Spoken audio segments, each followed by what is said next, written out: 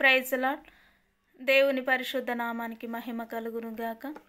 ఈ యొక్క ప్రత్యేకమైనటువంటి సమయాన్ని ఇచ్చిన దేవాతి దేవుడికి ప్రత్యేకమైనటువంటి వందనాలు తెలియచేసుకుంటున్నాను.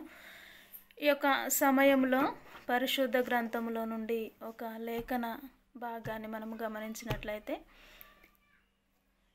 2వ కొరింథీలకు 5వ అధ్యాయము 8వ వచనాన్ని మనం చూసినట్లయితే, ఇట్లు ధైర్యము కలిగి ఈ దేహమును విడిచిపెట్టి ప్రభువునొద్ద నివసించుటకు ఇష్టపడుచున్నాము. కావున దేహమందున్నను దేహమును విడిచినను ఆయనకిష్టులమై ఉండవలనని మిగుల ఆపేక్షించుచున్నాము. ఎందుకనగా తాను జరిగించిన క్రియల చొప్పున అవి మంచివైనను సరే చెడ్డవైనను సరే దేహముతో జరిగించిన వాటి ఫలమును ప్రతి వాడును పొందునట్లు మనమందరమును క్రీస్తు న్యాయపీఠం ఎదుట ప్రత్యక్షము కావలయును.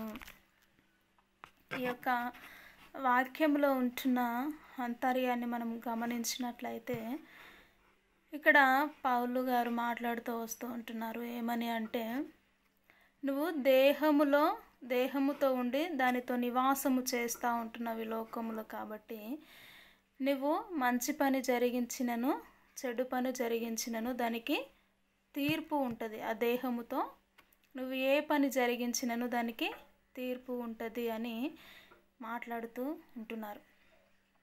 నిజముగా ఇక్కడ చూసినట్లయితే దేహముతో నివసించుచున్నంత కాలము ఈ దేహము మనకు ఉన్నది కనుక ఈ దేహము ఆత్మ మనలో ఉంటుంది. దేహమేమో దేహానికి కావలసిన పనులు అంటే ఒక అందమైనను ఐశ్వర్యమైనను ఫుడ్ అయినను ప్రతి దానిని ఈ యొక్క దేహానికి సంబంధించిన వాటి వైపు చూసినప్పుడు ఖచ్చితంగా కలుగుతాయి. ఏంటి, ఈ లోకంలో ఉన్న అట్రాక్ట్ అయినను ఏదైనా చూసినప్పుడు దేహానికి సంబంధించినవి తీసుకోవాలన్న ఆశ కలుగుతూ ఉంటుంది కదా. నీ దేహము ఉన్నంత కాలము నువ్వు ప్రభువుకు దూరముగా ఉన్నావని ఎరిగి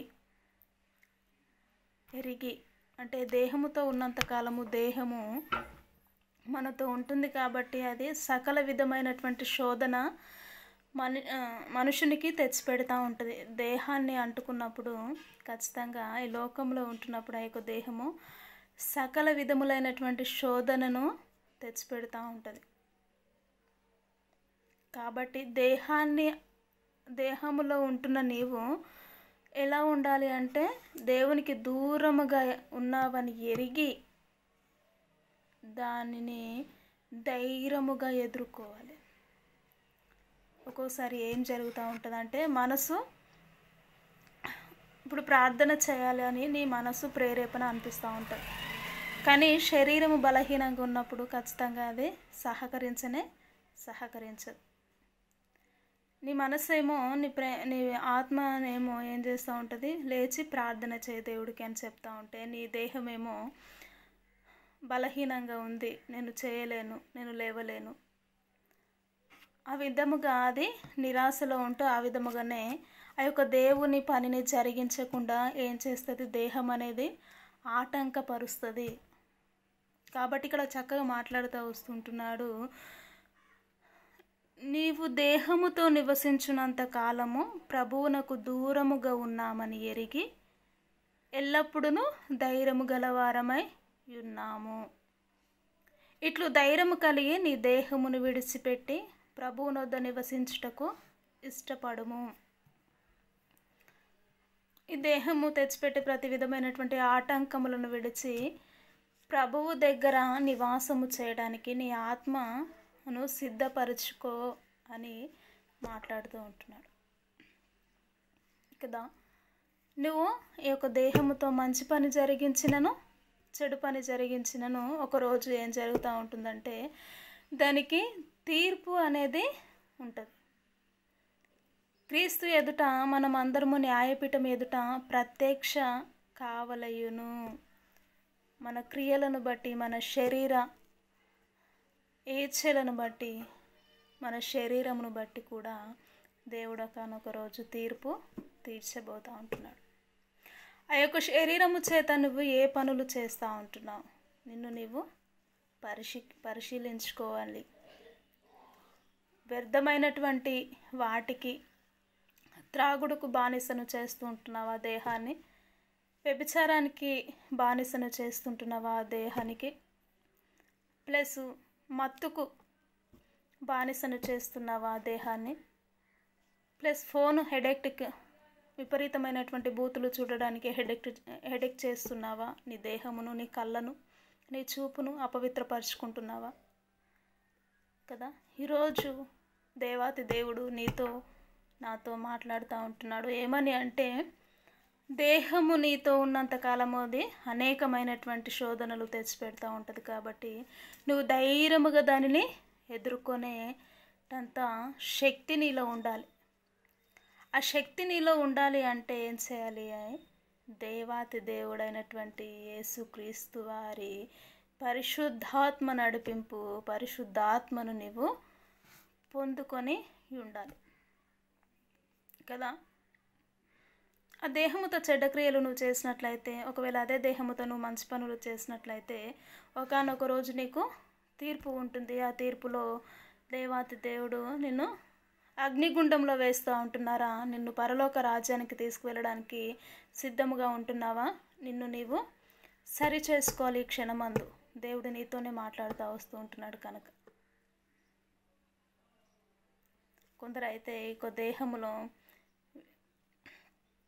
విచ్చలవిడిగా ఆ యొక్క దేహాన్ని దేవుడు మాట్లాడుతూ వస్తూ ఉంటున్నాడు. నీ దేహమే నా ఆలయము, దానిని అపవిత్రపరచువాడు నేను దానిని అపవిత్రపరుస్తాను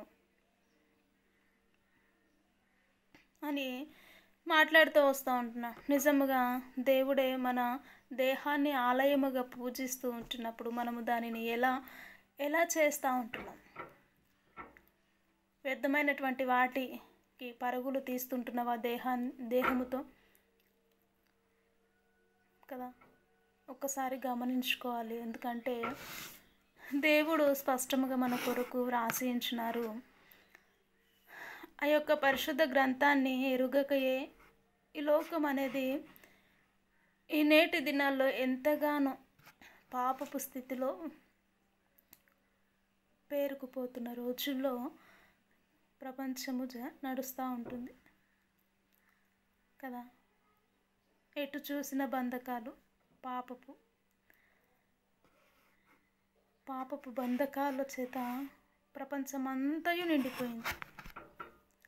కాబట్టి ఆ యొక్క పాపమును జయించడానికి,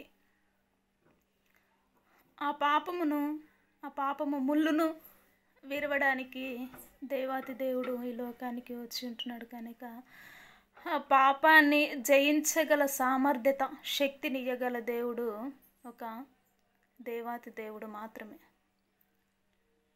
ఏది ఇవ్వలేదు. ఆ యొక్క శక్తిని ఇవ్వడానికి ఈ యొక్క పరిశుద్ధ గ్రంథము మాత్రమే పాపాన్ని జయించగల శక్తిని ఇస్తాడు.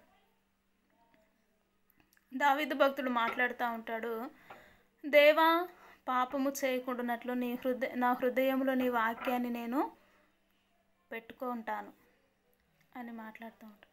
దేవుని వాక్యము, దేవుని ఆత్మ నడిపింపు ఒక వ్యక్తిలో ఉంటే శరీరానికైనను, ఆ యొక్క దేవాలయమైనటువంటి శరీరాన్ని పాడు చేయడానికి ఏ ఒక్కరు, అపవిత్రపరచుకోవడానికి ఏ ఒక్కరు ఇష్టపడరండి. కాబట్టి దేవుడి కొరకు తెలియకే వారు అపవిత్రపరచుకుంటూ ఇష్టానుసారంగా జీవిస్తూ ఎంతోమంది చేత, ఈ లోకానుసరమైనటువంటి మనసుల చేత మోసపుచ్చబడుతూ చివరికి ప్రాణాలు తీసుకుంటూ ప్రాణాపాయ స్థితిలో రోగాలను తెచ్చుకుంటున్న వారు కూడా ఎంతోమంది ఉంటున్నారు. కానీ దేవుడికి ఏ ఒక్కరూ నశించిపోవడం ఇష్టం లేదు. అందరూ మారు మనసు పొంది ఆయన వైపుకు తిరగడమే ఆయనకి ఇష్టం.